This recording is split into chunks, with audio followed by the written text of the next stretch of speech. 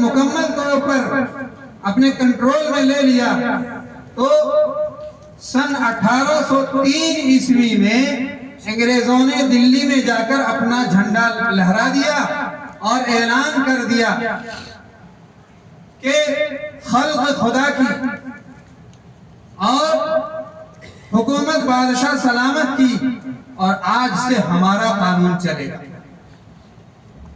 सन 1803 ईस्वी के अंदर उन्होंने दिल्ली में जाकर अपना झंडा लहरा दिया। ये अपना मुल्क होने का जो है ना झंडा उन्होंने लहरा दिया कि आज से ये मुल्क हमारा हो गया, हुकूमत हमारी चलेगी। चुनांचे हजरत शाह वलीउल्लाह मुहद्दिस दहलवी रहमतुल्लाह अलैह के खानदान के सबसे बड़े फर्जंद शाह अब्दुल अजीज मुहद्दिस दहलवी रहमतुल्लाह अलैह उस वक्त दिल्ली के अंदर होते थे। जब उन्होंने ये हालात देखा तो उन्होंने ये फतवा जारी कर दिया कि आज से हमारा ये मुल्क गुलाम हो गया, हमारा ये देश गुलाम हो गया अंग्रेजों का। अब यहाँ के हर मुसलमानों के ऊपर जिहाद करना फर्ज हो गया।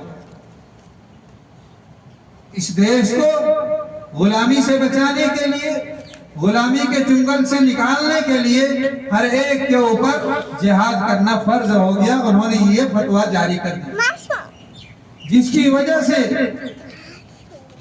उनका जो मदरसा दिल्ली के अंदर था, अंग्रेजों ने मदरसे को तहस नहस कर दिया, उनकी मस्जिद को तहस नहस कर दिया, और हजरत शाह अब्दुल अजीज मुहद्दिस दहलवी रहमतुल्लाह अलैह को भी हर तरह से तकलीफें दी गई, सताया गया।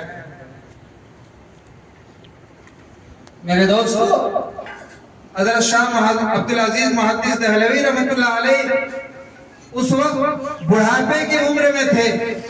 उन्होंने सिर्फ फतवा देकर जो है अपने घर पे नहीं बैठ गए, बल्कि इस अमल को जारी रखने के लिए अपने खास मुरीद हजरत शहीद अहमद रहमतुल्लाह अलैह को उन्होंने बुलाया और अपने खानदान के एक फर्जंद सैयद इस्माइल शहीद रहमतुल्लाह अलैह, इन दोनों को तैयार किया कि ये मुल्क अब गुलाम हो गया, ये मुल्क दारुल हर्ब हो गया, अब जिहाद करना फर्ज हो गया है, इसलिए तुम दोनों इसके लिए इस मिशन को पूरे मुल्क के अंदर चलाओ। चुनांचे तारीख में लिखा है कि हजरत अहमद शहीद रहमतुल्लाह अलैह और सैयद इस्माइल शहीद रहमतुल्लाह अलैह ने इस मिशन को लेकर इस मुल्क के चप्पे चप्पे में, इस मुल्क के करिया करिया और बस्ती बस्ती और देहातों में जाकर लोगों को जगाया और लोगों को बताया कि भाइयों, अब हमारा ये देश गुलाम हो गया है, अब इसके लिए हमें इस देश को आजाद करने के लिए लड़ाई लड़नी होगी। चुनांचे सन 1831 के अंदर बालाकोट के मैदान में ये दोनों जांबाज अंग्रेजों के खिलाफ लड़ते लड़ते शहीद हुए। उसके बाद मुसलमानों ने हिम्मत नहीं हारी, फिर कोशिशें करते रहे। सन 1857 का दौर आया, तब इस मुल्क के मुसलमान और हिंदू बिरादरान वतन सब मिलकर जो है ना एकदम से अंग्रेजों के खिलाफ लड़ाई लड़ी, मगर बदकिस्मती से उस वक्त भी जो है ना हार हुई। फिर भी मेरे दोस्तों और भाइयों, ये हमारे उलमाए किराम और मुसलमान खामोश नहीं रहे। तारीख में लिखा है कि सन 1857 की जंग में 33,000 उलमाए किराम ने जामे शहादत नोश की।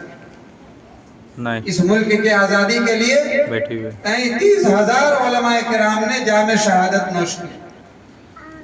बहरहाल हमारे ये उलमाए किराम फिर भी चुप नहीं रहे। उसके ठीक 10 साल के बाद उलमाए किराम ने आज हमारे इस मुल्क का सबसे बड़ा इदारा जिसको दारुल उलूम देवबंद के नाम से हम जानते हैं, उसकी बुनियाद डाली। और उन्होंने देखा कि ये अंग्रेज इस मुल्क पर काबिज हो गया है और उनकी हुकूमत चल रही है, तो कहीं खतरा है कि जो है ईमान का और इस्लाम का नाम और निशान भी मिट जाएगा। इसलिए उन्होंने दारुल उलूम देवबंद की बुनियाद डाली सन 1866 के अंदर। और उन्होंने मुसलमानों के सामने जाकर बच्चों की भीख मांगी कि आप लोग अपने बच्चों को हमें दीजिए, हम मुफ्त में पढ़ाएंगे, लिखाएंगे, खिलाएंगे, पहनाएंगे, फ्री पढ़ाएंगे। चुनांचे मुसलमानों ने अपने बच्चों को उनके हवाले किया। तारीख में लिखा है कि सबसे पहले अनार के पेड़ के नीचे तालीम शुरू हुई। पढ़ने वाला एक शागिर्द, पढ़ाने वाला एक मौलवी। दारुल उलूम देवबंद में जो तालीम शुरू हुई इस तरीके से शुरू हुई कि एक अनार के पेड़ के नीचे तालीम शुरू हुई, पढ़ने वाला एक और पढ़ाने वाला एक। वो जो सबसे पहला तालिब इल्म था मौलाना महमूद हसन देवबंदी रहमतुल्लाह अलैह, जिन्हें आज शेखुल हिंद के लक़ब से नवाजा गया है और उन्हें याद किया जाता है। ये लोग वहां तालीम हासिल किए।